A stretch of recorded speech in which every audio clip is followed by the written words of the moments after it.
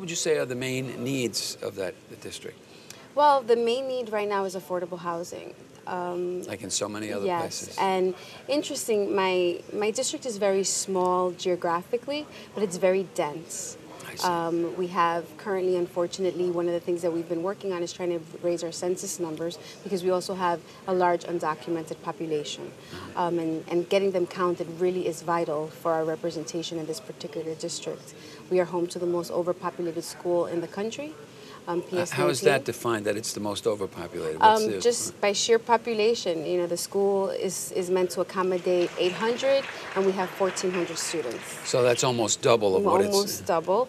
And they have a mini building and 3 trailers, and there's just nothing else that you can do. This was the very same school that I attended, that Omar Minaya, the manager of the New York Mets, attended. So our community makes great leadership, and there's a great opportunity, and we've identified very strong Latinos, but we have to also be able to give the young people an opportunity to learn.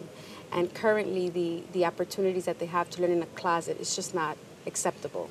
But my district is also very special. We're the home to LaGuardia Airport, we're the home to Citi Field, we're the home to the USTA, the second largest park in the country, which is in New York City, which is Flushing Meadows Corona Park. Yes.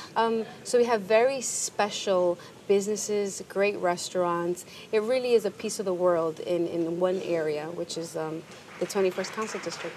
It seemed to me that given what you've said, that your district would be one of those that would be really hard hit if there wasn't an actual count, because you're already facing a lot of overcrowding in schools and so on, and I assume other infrastructure issues and other service delivery issues.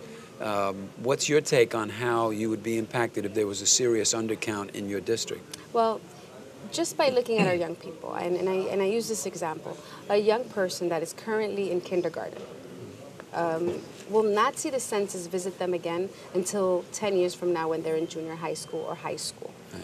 And the reality is that once we don't count that young person, one young person, it reflects to a loss of $30,000 that my district will not see. Because that young person's education will cost our city $30,000 that the federal government would give us.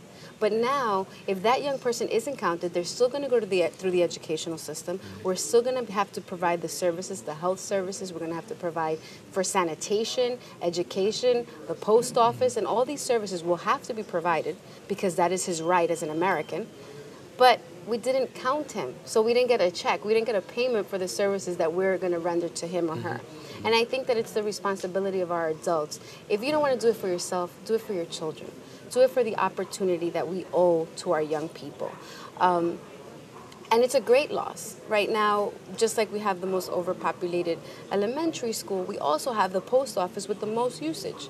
But the reality is that our post office is a little satellite office because it reflects the census of many days ago when the community was predominantly Italian and it transitioned to Dominican and then Colombian and then everything else.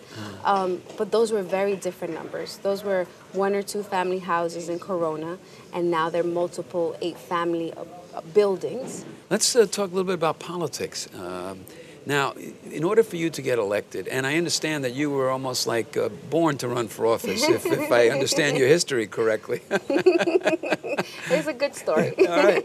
And you were very successful in your first time out. You know, a lot of people don't succeed in their first time out. They have to try again before they get there. I take it that you need to really reach out to a multi-ethnic, multiracial, multilingual constituency, and in a way that's uncharacteristic of most Latino elected officials in this city and in this state, as a matter of fact. Tell us a little bit about that. Yeah, it was definitely a different approach. I couldn't run my campaign like my colleagues run in Washington Heights. Right. You know, they say run it Dominican style. Yeah. You know, or how my colleagues run it in Brooklyn, where it's Boricua power, or in the Bronx. The reality is that I grew up in a district that was very diverse, and what I had to become part of my strategy was, let's focus on the issue and not where we're from. Because if I focus on the issue, everybody will connect. Everyone will know you want a better education, you want safer streets, you want you want our neighborhoods to be clean. it doesn't matter where you're from in this world, everybody wants that for their families. And everybody came to this country for a better future.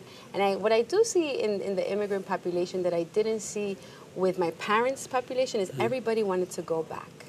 So everybody would come here to work, but everybody had una casita, and they were going to go back. But the new immigrants really are, no, we're here to stay. They really want to stay, and they understand that they're investing in the future of their children. So I think the conversation is it's changing and making for a less transitional community in my district. So I think if you focus on issues, you can speak to anyone with issues.